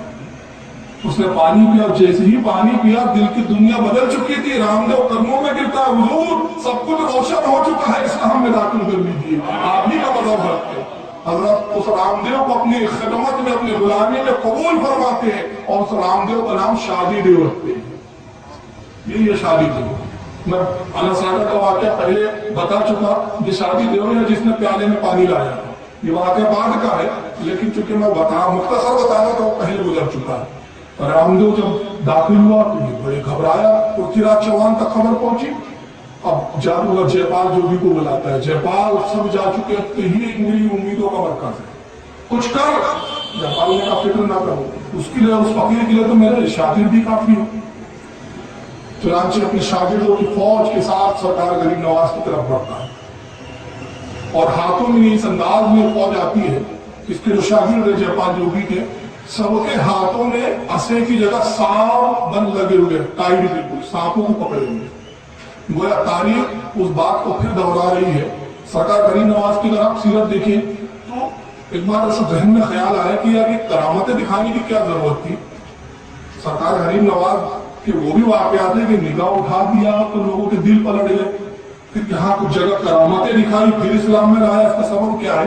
तो मेरे जहन में ये आया कि अंबिया के जितने मोजिज़ात हैं, करामत उसका जिल होती है। हजरत शाह अब्दुल्ला मुहद्दिस देहलवी रहमतुल्लाह ताला अलैह, जो अपने वक्त के मुहद्दिस है, अपनी किताब फतुल गैब जो सरकार गौसे आजम की किताब है, उसकी फारसी ज़बान में शरह की फतुल गैब में फरमाते हैं कि विलायत मोजिज़े का जिल होता है। जिल कहते साये को, मोजिज़ा असल है और जो विलायत है, जो करामत है, उसका साया है। और साया कब होगा? जब वजूद होगा। हमारा साया कब होगा? जब हमारा वजूद होगा। तो जब जब वजूदों का इनकार होता है, मोजिज़ा वजूद है, लोगों जब मोजिज़े पे शुकूक करते हैं, वली करामत दिखाते हैं और दिखा के बताते हैं कि जब हम नबी के गुलाम होकर, अंबिया के खादिम होकर, हमें ही अल्लाह ताला ने कुव्वत दी है, हमारे नबी है और हमारे अंबिया में जो मोजिज़े हैं उस पर शक न लाना, वरना ईमान से खारिज हो जाएगा। तो ये औलिया करामत इसलिए दिखाते हैं। चुनांचे वो रामदेव जब इस्लाम लाता है, सरकार ने शादी देव नाम फरमाया, जयपाल जोगी को भेजा जाता है। कसीर फौज जादूगरों के साथ आता है, हाथों में सांप है। सरकार गरीब नवाज ने हिसार कायम किया। और हिसार क्या होती है मैं बता भी देता हूँ, कभी ऐसा मौका आ जाए तो आप इस पर अमल कीजिए, इंशाल्लाह फायदा होगा। आप किसी ऐसी जगह चले जाएं गिराने में, जंगल में फंस गए, खौफ है, डर है। हमारे मशाइख और सूफिया ने एक वजीफा दिया है कि 3 मरतबा सूरह इखलास को अल्लाहु अहद पढ़कर उंगली से एक दायरा बना ले और उस दायरे के बीच में कुछ कयाम करे, बैठ जाए तो इंशाअल्लाह कोई भी बला मुसीबत उसकी तरफ नहीं आए। पूरा दायरा बनाया जाता है, उसको हिसार कायम करना कहते हैं, हिसार बनाना कहते हैं। ऐसा मौका है कब ऐसा कर दिया था। और ये अंबिया की सुन्नत है। अब किसी नबी की सुन्नत है वो बताऊंगा तो बहुत वक्त लग जाएगा। गरीब नवाज ने भी हिसार कायम किया। जब 7 लोगों ने छोड़े, हिसार तक आते और सब फिर लकड़ी के मानून होके वही गिर के खत्म हो गया। सारे जादूगर जब आजीज आ गए तो जयपाल जोगी ऐसा के करीब आता है। आने के बाद कहता मोइनुद्दीन मेरा चमत्कार देखो, मेरा जादू देखो, और अगर तुम में इसके मुकाबले की हिम्मत हो तो इसका मुकाबला, इसकी जो है तोड़ पैदा पेश करें।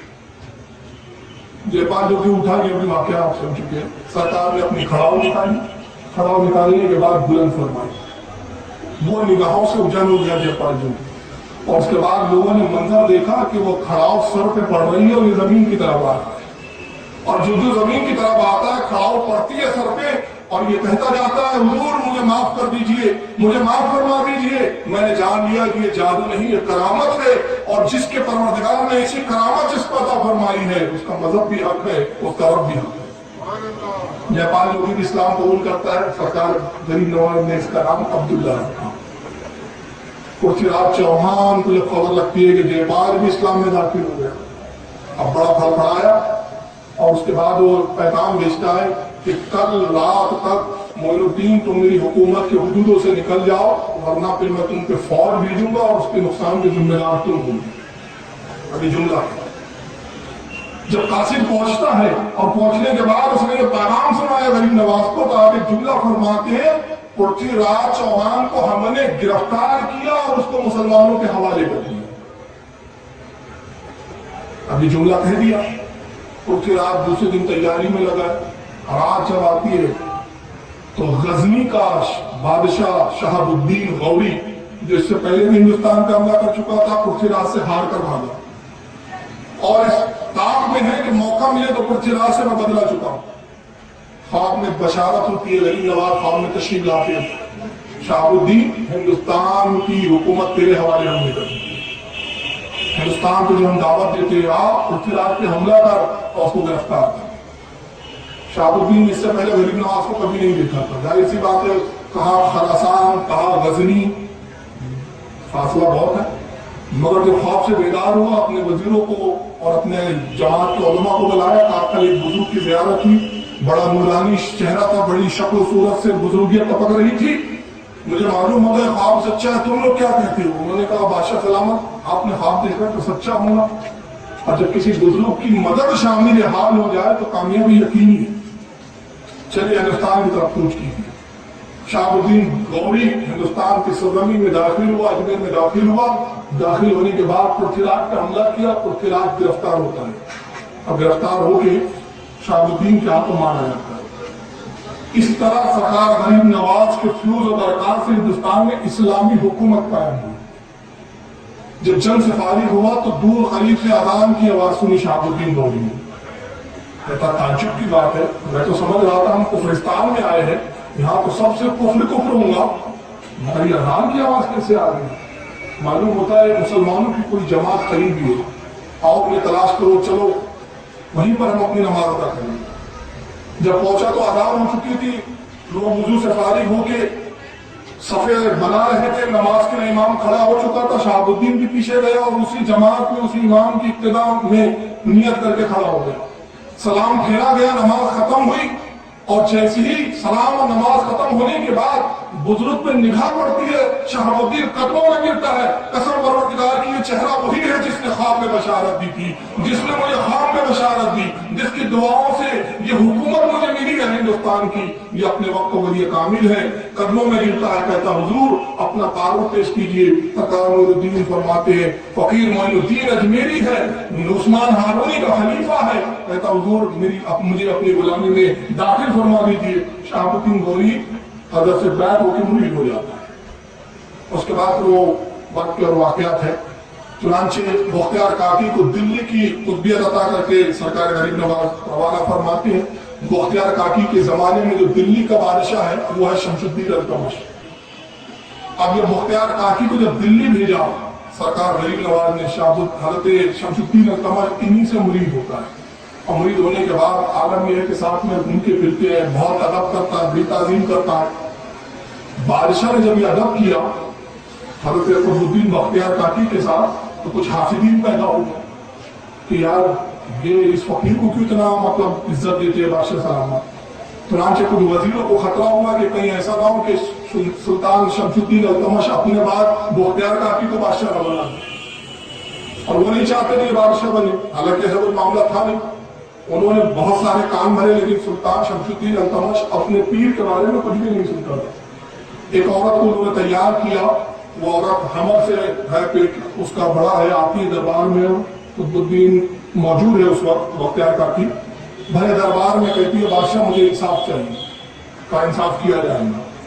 का इस शख्स ने मेरे साथ बदकारी की और मुझे बच्चे वाली बना दी, मैं चाहती हूँ कि उससे मेरा निकाह कराया जाए, और अगर वो नौजवान निकाह के लिए तैयार ना हो तो सजा दी जाए। तो कौन है वो शख्स? का वही तुम्हारे बगल में बैठी है बख्तियार काकी, माफ है। उन्होंने ख्वाजा बख्तियार काकी पर इल्जाम लगाया। जब हजरत मुख्तियार काकी ने जैसी उसकी बात सुनी घबरा गया, पसीने पसीने हो गए, शर्मिंदा हो गए। कहा बदबख्त ये क्या कहती है, तो झूठ कहती है। कहा मेरे पास गवाह, झूठे गवाह भी खड़े कर दिए उसने। हजरत बड़ी परेशान हुई। उसी दरबार में आप जिस सिंध में अजमेर था, दिल्ली से अजमेर की तरफ रुख करते हैं और सरकार गरीब नवाज की तरफ ला लगा के करते, पीरो मुर्शिद मेरी इमदाद फरमाइए। जमले जुबान से निकले, दिल में कहा था, देखते के पास ख्वाजा मोइनुद्दीन अजमेरी खड़े हुए। मुख्तियार क्यों याद किया, हुजूर मुझ पर बड़ी आफत टूटी है, तो हमारे होते में कोई खौफ की जरूरत नहीं, तेरा पीर अभी जिंदा है। करीब पहुंचे और बदकार औरत झूठ कहती है, कहा मैं झूठ नहीं कहती। आपने काफी जाहिर हो जाता है। आपने अपनी उंगली ली, पेट की तरफ इशारा करते हैं और उस पेट के बच्चे से मुखातिब होकर फरमाते हैं, बच्चे बता तेरा बाप कौन है। पेट से शिकम से आवाज आती है, मेरी माँ झूठी है, झूठ कहती है। मुख्तियार काकी ने इसे देखा भी नहीं है मेरी माँ को, फला शख्स ने बदकारी की, मैं उसका नतीजा। बादशाह ने उस औरत को भी कत्ल किया और उसके अलावा खाते उसको भी कत्ल कर दिया। ये सरकार गरीब नवाज की इतनी करामात है। फिर उसके बाद और वो एक बड़ा तफसील है, 97 साल की उम्र में, 97 साल की उम्र हुई सरकार गरीब नवाज की। 6 रजब 633 हिजरी को अजमेर की सरजमीन पर आपका विसाल होता है और मुतअद्दिद उलमा ने, जिसने शाह अब्दुल मुहद्दिद दहलवी जैसा वक्ता अलीम, मिरातुल अफरार में और सीरुल अफ्ताब, बड़ी बड़ी किताबों में बात तहरीर है कि जिस दिन सरकार गरीब नवाज का इंतकाल हुआ, वक्त के जलील पर मशाइख मौजूद है, वो देखते हैं, वो सबका बयान है कि हमने सरकार गरीब नवाज की पेशानी पर अरबी में एक तहरीर देखी, जैसे किसी ने कुदरत से तहरीर लिख दी थी और जो साफ पढ़ी जा रही थी, तहरीर ये थी, हाजा हबीबुल्लाह माता फी हुब्बुल्लाह, ये अल्लाह का